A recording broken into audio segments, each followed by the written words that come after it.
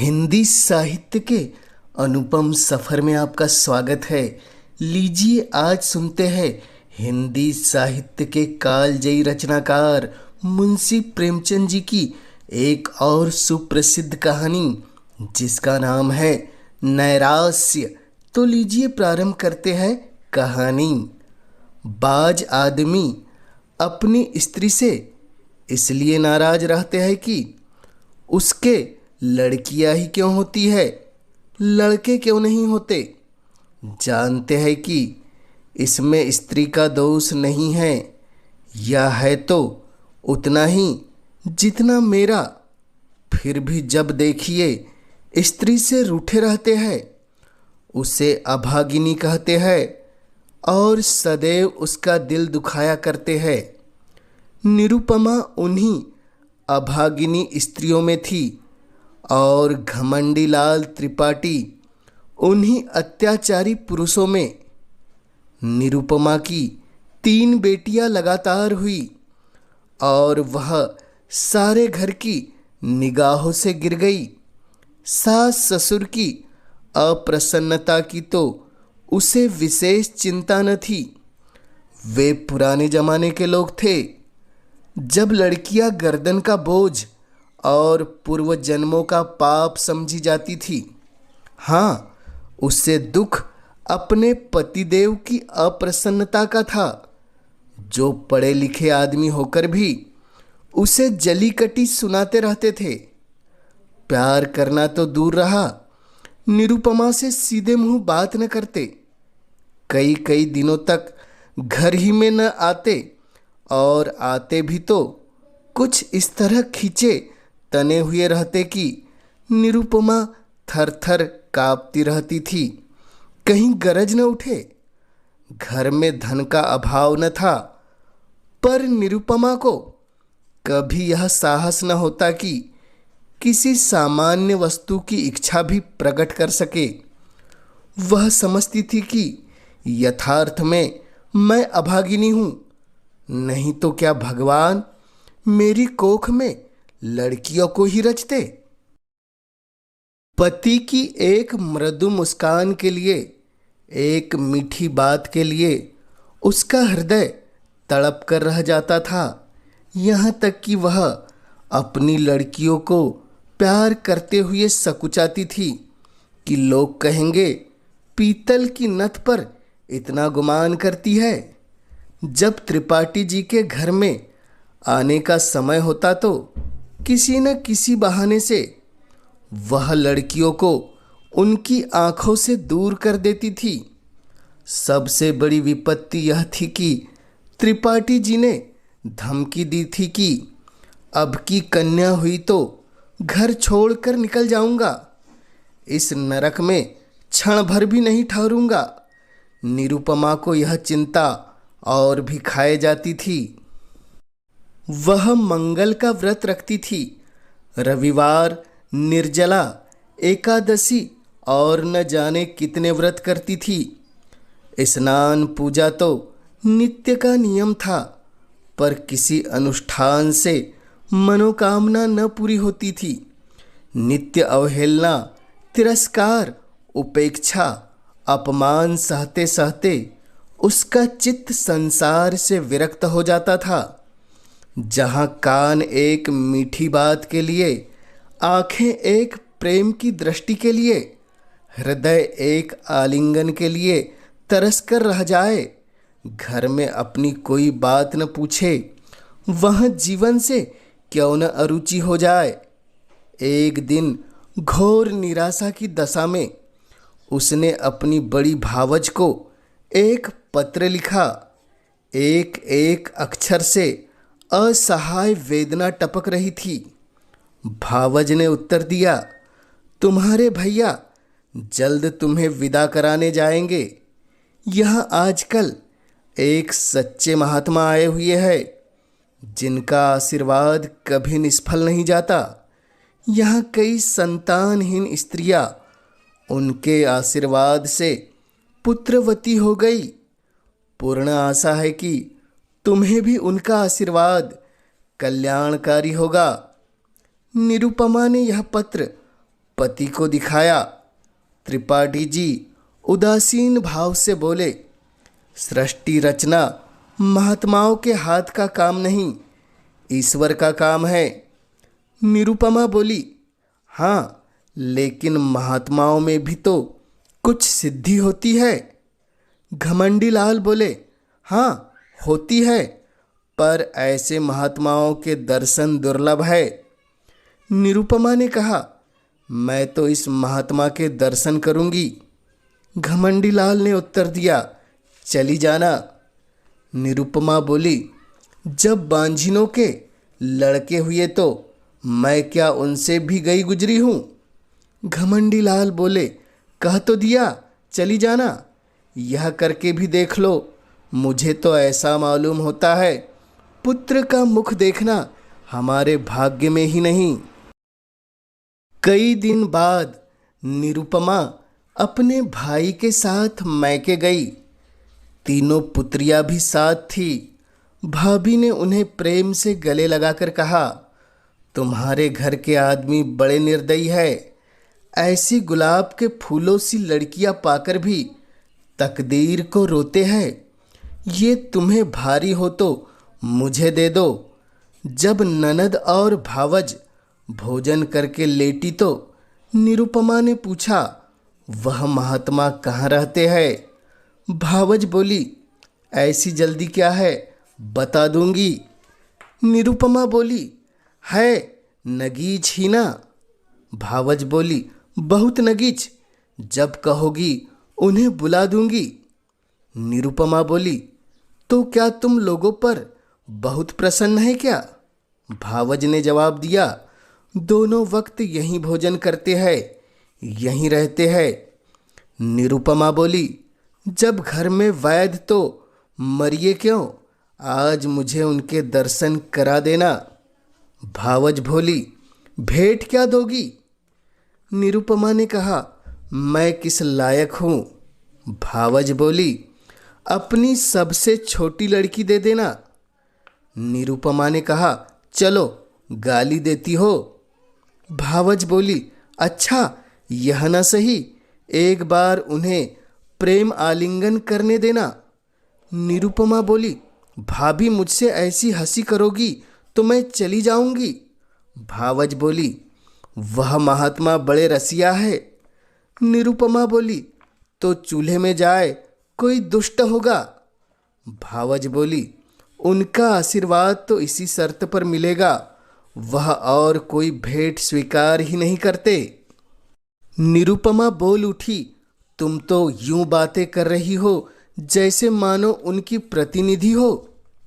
भावज बोली, हाँ, वह यह सब विषय मेरे ही द्वारा तय किया करते हैं। मैं भेंट लेती हूँ, मैं ही आशीर्वाद देती हूँ, मैं ही उनके हितार्थ भोजन का लेती हूँ। निरुपमा बोली, तो यह कहो कि तुमने मुझे बुलाने के लिए यह हीला निकाला है। भावज बोली, नहीं, उनके साथ ही तुम्हें कुछ ऐसे गुर बता दूंगी जिससे तुम अपने घर आराम से रहो। इसके बाद दोनों सखियों में कानाफूसी होने लगी। जब भावज चुप हुई तो निरुपमा बोली, और जो कहीं फिर कन्या ही हुई तो। भावज बोली, तो क्या कुछ दिन तो शांति और सुख से जीवन कटेगा, यह दिन तो कोई लौटा न लेगा।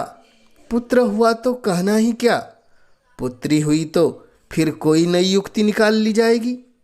तुम्हारे घर के जैसे अक्ल के दुश्मनों के साथ ऐसी ही चालें चलने में गुजारा है। निरुपमा बोली, मुझे तो संकोच मालूम होता है। भावज ने कहा, त्रिपाठी जी को 2-4 दिन में पत्र लिख देना कि महात्मा जी के दर्शन हुए और उन्होंने मुझे वरदान दिया है। ईश्वर ने चाहा तो उसी दिन से तुम्हारा मान प्रतिष्ठा होने लगेगी। घमंडी दौड़े हुए आएंगे और तुम्हारे ऊपर प्राण न्यौछावर करेंगे। कम से कम साल भर तो चैन की बंसी बजाना, इसके बाद देखा जाएगा। निरुपमा बोली, पति से कपट करूं तो पाप नहीं लगेगा। भावज कहा, ऐसे स्वार्थियों से कपट करना पुण्य होता है। 3-4 महीने के बाद निरुपमा अपने घर आई। घमंडी लाल उसे विदा कराने गए थे। सरहज ने महात्मा जी का रंग और भी चोखा कर दिया। बोली, ऐसी तो किसी को देखा नहीं कि इन महात्मा जी ने वरदान दिया हो और वह पूरा न हो गया हो। हाँ, जिसका भाग्य ही फूट जाए उसे कोई क्या कर सकता है।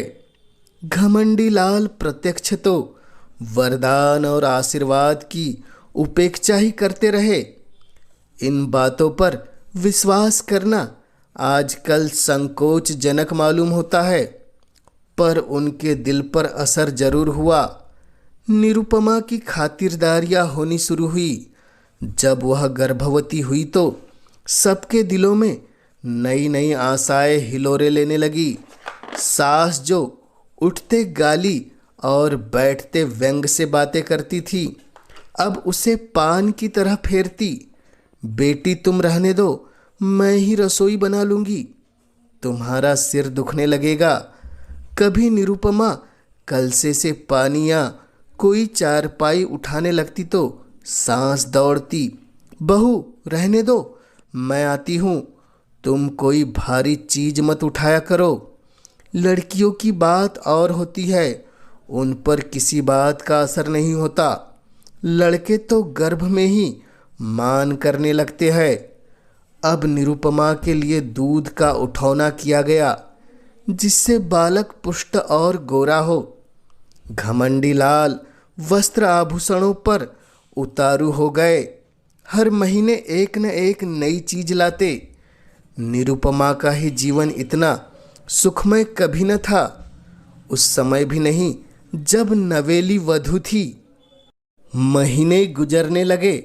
निरुपमा को अनुभूत लक्षणों से विदित होने लगा कि यह कन्या ही है, पर वह इस भेद को गुप्त रखती थी। सोचती, सावन की धूप है, इसका क्या भरोसा। जितनी चीज धूप में सुखानी हो सुखा लो, फिर तो घटा छाएगी ही। बात बात पर बिगड़ती। वह कभी इतनी मानशील न थी, पर घर में कोई चूतक न करता कि कहीं बहू का दिल न दुखे, नहीं बालक को कष्ट होगा। कभी कभी निरुपमा केवल घर वालों को जलाने के लिए अनुष्ठान करती। उसे उन्हें जलाने में मजा आता था। वह सोचती, तुम स्वार्थियों को जितना जलाऊं उतना अच्छा। तुम मेरा आदर इसलिए करते हो ना कि मैं बच्चा जनूंगी तो तुम्हारे कुल का नाम चलाएगा। मैं कुछ नहीं हूँ, बालक ही सब कुछ है। मेरा अपना कोई महत्व नहीं, जो कुछ है वह बालक के नाते। यह मेरे पति है, पहले उन्हें मुझसे कितना प्रेम था, तब इतने संसार लोलुप न हुए थे। अब इनका प्रेम केवल स्वार्थ का स्वांग है। मैं भी पशु हूँ, जिसे दूध के लिए चारा पानी दिया जाता है। खैर यही सही, इस वक्त तो तुम मेरे काबू में आए हो। जितने गहने बनवा सके बनवा लूं, इन्हें तो छीन न लोगे। इस तरह 10 महीने पूरे हो गए। निरुपमा की दोनों ननदें ससुराल से बुलाई गई। बच्चे के लिए पहले से ही सोने के गहने बनवा लिए गए। दूध के लिए एक सुंदर गाय मोल ली गई। घमंडी लाल उसे हवा खिलाने को एक छोटी सी सेज गाड़ी लाए। जिस दिन निरुपमा को प्रसव वेदना होने लगी, द्वार पर पंडित जी मुहूर्त देखने के लिए बुलाए गए। एक मिर शिकार बंदूक छोड़ने को बुलाया गया। गाय ने मंगल गान के लिए बटोर ली गई। घर से तिल तिल पर खबर मंगाई जाती थी कि क्या हुआ। लेडी डॉक्टर भी बुलाई गई। बाजे वाले हुक्म के इंतजार में बैठे थे। पामर भी अपने सारंगी लिए जच्चा मान करे नंदलाल सो की तान सुनाने को तैयार बैठा था। सारी तैयारियां, सारी आशाएं, सारा उत्साह, सारा समारोह एक ही शब्द पर अवलंबित था। ज्यों-ज्यों देर होती थी, लोगों में उत्सुकता बढ़ती जाती थी। घमंडी लाल अपने मनोभाव को छिपाने के लिए एक समाचार पत्र देख रहे थे, मानो उन्हें लड़का या लड़की दोनों ही बराबर है। मगर उनके बूढ़े पिताजी इतने सावधान न थे।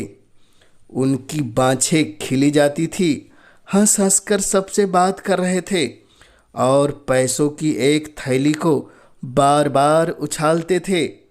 मीर शिकार ने कहा, मालिक से अब की पगड़ी दुपट्टा लूँगा।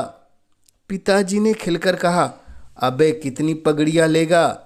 इतनी बेभाव की दूंगा कि सर के बाल गंजे हो जाएंगे। पामर बोला, सरकार से अब की कुछ जीविका लूँ। पिताजी खिलकर बोले, अबे कितनी खाएगा? खिला खिला कर पेट फाड़ दूंगा। सहसा महरी घर में से निकली, कुछ घबराई सी थी। वह अभी कुछ बोलने भी न पाई थी कि मीर शिकार ने बंदूक फेर कर ही तो बंदूक छूटनी थी कि रोशन चक्की की तान भी छिड़ गई। पामर भी कमर कसकर नाचने को खड़ा हो गया। महरी बोली, अरे तुम सबके सम भंग खा गए हो क्या? मीर शिकार बोला, क्या हुआ?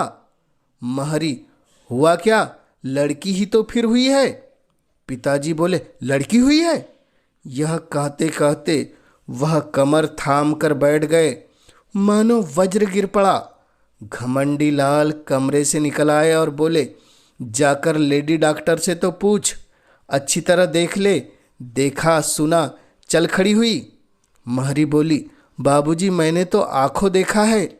घमंडी लाल, कन्या ही है। पिताजी बोले, हमारी तकदीर ही ऐसी है बेटा। जाओ रे सब के सब। तुम सभी के भाग्य में कुछ पाना न लिखा था तो कहाँ से पाते? भाग जाओ।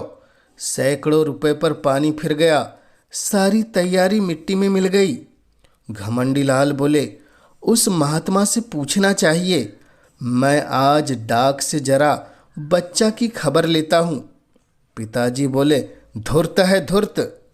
घमंडी लाल बोला, मैं उनकी सारी धूर्तता निकाल दूंगा। मारे डंडों के खोपड़ी न तोड़ दूँ तो कहिएगा।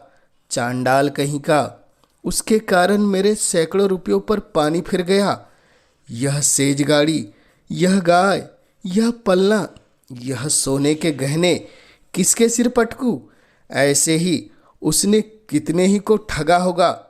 एक दफ़ा बचा की मरम्मत की जाए तो सब ठीक हो जाएगा। पिताजी बोले, बेटा उसका दोष नहीं, अपने भाग्य का दोष है।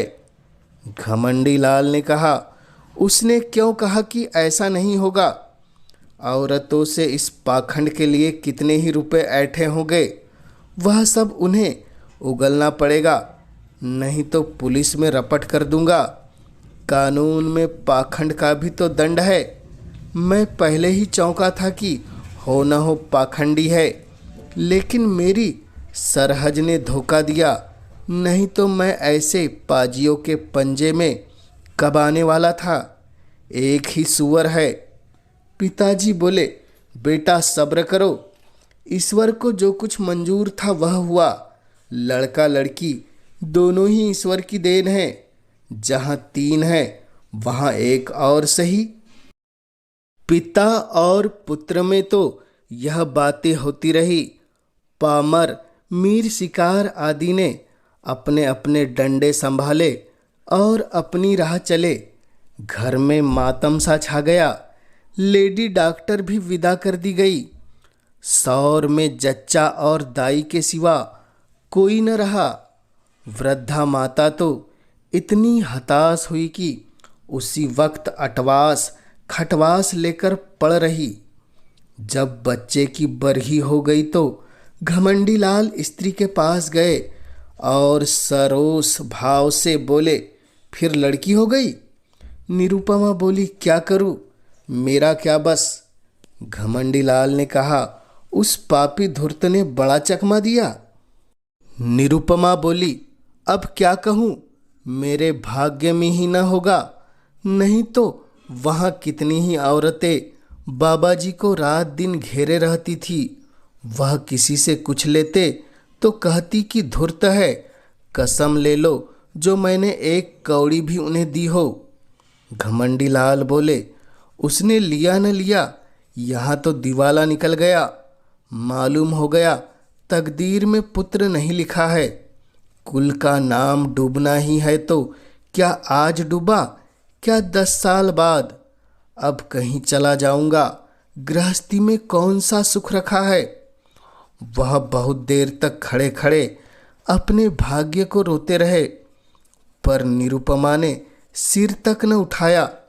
निरुपमा के सिर फिर वही विपत्ति आ पड़ी, फिर वही ताने, वही अपमान, वही अनादर, वही छिछालेदार।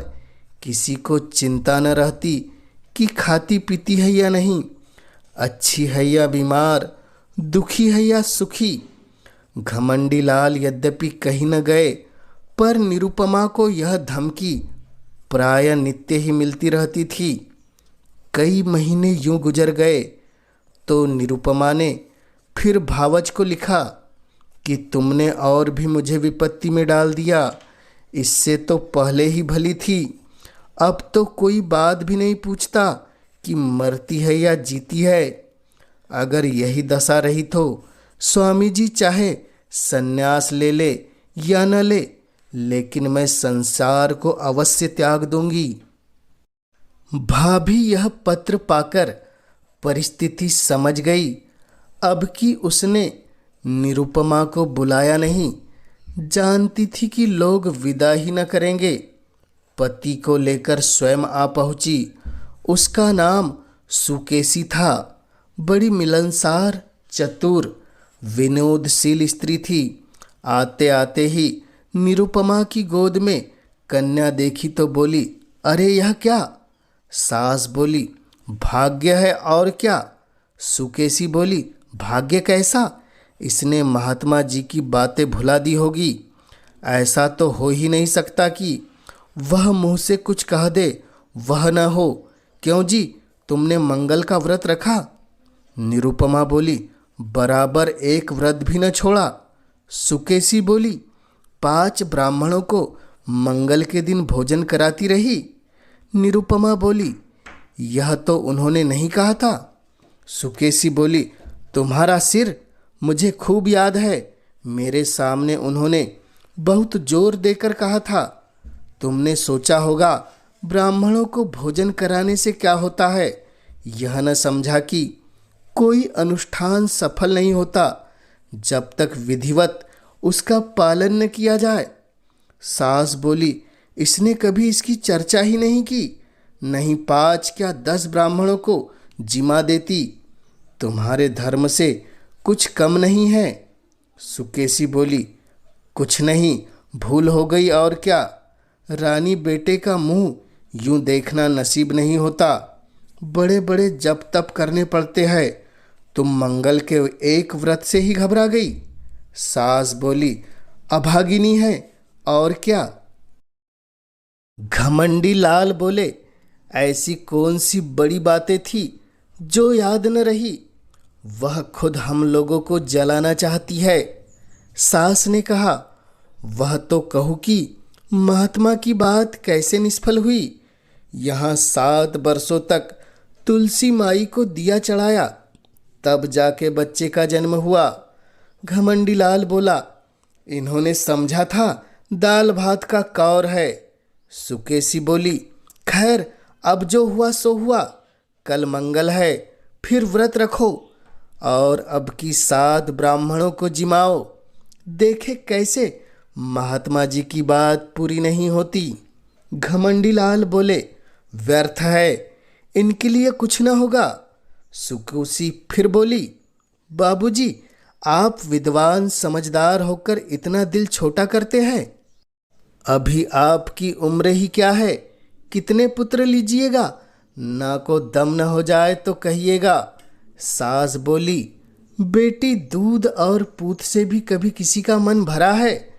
सुकेशी बोली, ईश्वर ने चाहा तो आप लोगों का मन भर जाएगा, मेरा तो भर गया।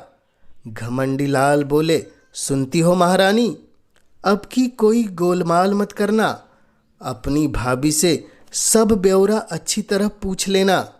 फिर सुकोसी बोल पड़ी, आप निश्चिंत रहे, मैं याद करा दूंगी क्या भोजन करना होगा, कैसे रहना होगा, कैसे स्नान करना होगा, यह सब लिखा दूंगी। और अम्मा जी, आज से 18 मास बाद आपसे कोई भारी इनाम लूंगी। सुकेशी 1 सप्ताह यहाँ रही और निरुपमा को खूब सिखा पढ़ाकर चली गई। निरुपमा का एक बाल फिर चमका। घमंडी लाल अब की इतने आसान्वित हुए कि भविष्य ने भूत को भुला दिया। निरुपमा फिर बांदी से रानी हुई। सास फिर उसे पानी की भांति फेरने लगी। लोग उसका मुंह जोहने लगे। दिन गुजरने लगे। निरुपमा कभी कहती, अम्मा जी, आज मैंने स्वप्न देखा कि एक वृद्धा स्त्री ने आकर मुझे पुकारा और एक नारियल देकर बोली, यह तुम्हें दिए जाती हूँ। कभी कहती, अम्मा जी, अब की न जाने क्यों मेरे दिल में बड़ी बड़ी उमंगें पैदा हो रही है। जी चाहता है खूब गाना सुनूं, नदी में खूब स्नान करूं। हरदम नशा सा छाया रहता है। सास सुनकर मुस्कुराती और कहती, बहू, ये शुभ लक्षण हैं। निरुपमा चुपके चुपके माजून मंगाकर खाती और अपने असल नेत्रों से ताकती हुई घमंडी लाल से पूछती, मेरी आंखें लाल है क्या? घमंडी लाल खुश होकर कहते, मालूम होता है नशा चढ़ा हुआ है, ये शुभ लक्षण हैं। निरुपमा को सुगंधों से कभी इतना प्रेम न था, फूलों के गजरे पर अब वह जान देती थी। घमंडी लाल अब नित्य सोते समय उसे महाभारत की वीर कथाएं पढ़कर सुनाते। कभी गुरु गोविंद सिंह की कीर्ति का वर्णन करते। अभिमन्यु की कथा से निरुपमा को बड़ा प्रेम था। पिता अपने आने वाले पुत्र को वीर संस्कारों से परिपूरित कर देना चाहता था। एक दिन निरुपमा ने पति से कहा, नाम क्या रखोगे? घमंडी लाल, यह तो तुमने खूब सोचा, मुझे तो इसका ध्यान ही न रहा था। ऐसा नाम होना चाहिए जिससे शौर्य और तेज टपके। सोचो कोई नाम। दोनों प्राणी नामों की व्याख्या करने लगे। जोरावर लाल से लेकर हरिश्चंद्र तक सभी नाम गिनाए गए, पर उस असामान्य बालक के लिए कोई नाम न मिला। अंत में पति ने कहा, तेग बहादुर कैसा नाम है? निरुपमा, बस बस यही नाम मुझे पसंद है। घमंडी लाल, नाम तो बढ़िया है, तेग बहादुर की कीर्ति सुन ही चुकी हो, नाम का आदमी पर असर होता है। निरुपमा बोली, नाम ही तो सब कुछ है। दमड़ी, छकोड़ी, घुरहू, कतवारू, जिसके नाम देखे उसे भी यथा नाम तथा गुण ही पाया। हमारे बच्चे का नाम होगा तेग बहादुर। प्रसव काल आ पहुंचा। निरुपमा को मालूम था कि क्या होने वाला है, लेकिन बाहर मंगलाचारण का पूरा सामान था। अब की किसी को लेस मात्र भी संदेह न था। नाच गाने का प्रबंध भी किया गया था। एक सामियाना खड़ा किया गया था और मित्रगण उसमें बैठे खुश गप्पियाँ कर रहे थे। हलवाई कढ़ा से पूरियाँ और मिठाइयाँ निकाल रहा था। कई बोरे अनाज के रखे थे कि शुभ समाचार पाते ही भिक्षुकों को बांटे जाए, एक क्षण का भी विलंब न हो, इसलिए बोरों के मुंह खोल दिए गए थे। लेकिन निरुपमा का दिल प्रतिक्षण बैठा जाता था। अब क्या होगा? 3 साल किसी तरह कौशल से कट गए और मज़े में कटे, लेकिन अब विपत्ति सिर पर मंडरा रही है। हाय, कितनी परवस्ता है! निरपराध होने पर भी यह दंड। अगर भगवान की इच्छा है कि मेरे गर्भ से कोई पुत्र न जन्म ले तो मेरा क्या दोष। लेकिन कौन सुनता है। मैं ही अभागिनी हूँ, मैं ही त्याज्य हूँ, मैं ही कलमुही हूँ, इसीलिए न कि परवश हूँ। क्या होगा, अभी एक क्षण में यह सारा आनंद उत्सव शोक में डूब जाएगा। मुझ पर बौछारें पड़ने लगेगी, भीतर से बाहर तक मुझी को कोसे जाएंगे। सास ससुर का भय नहीं, लेकिन स्वामी जी शायद फिर मेरा मुंह न देखे, शायद निराश होकर घर बार त्याग दे। चारों तरफ अमंगल ही अमंगल है। मैं अपने घर की, अपनी संतान की दुर्दशा देखने के लिए क्यों जीवित हूँ। कौशल बहुत हो चुका, अब उससे कोई आशा नहीं। मेरे दिल में कैसे कैसे अरमान थे। अपनी प्यारी बच्चियों का लालन पालन करती, उन्हें ब्याहती, उनके बच्चों की देखभाल करती। पर आह, यह सब अरमान खाक में मिल जाते हैं। भगवान, तुम ही अब इनके पिता हो, तुम ही इनके रक्षक हो। मैं तो अब जाती हूँ। लेडी डॉक्टर ने कहा, वेल, फिर लड़की है। भीतर बाहर कोहराम मच गया, पिट्टस पड़ गई। घमंडी लाल ने कहा, जहन्नुम में जाए ऐसी जिंदगी, मौत भी नहीं आ जाती। उनके पिता भी बोले, अभागिनी है, वज्र अभागिनी। भिक्षुकों ने कहा, रो अपनी तकदीर को, हम कोई दूसरा द्वार देखते हैं। अभी यह शोक उद्गार शांत न हो पाया था कि लेडी डॉक्टर ने कहा, माँ का हाल अच्छा नहीं है, अब वह नहीं बच सकती, उसका दिल बंद हो गया है।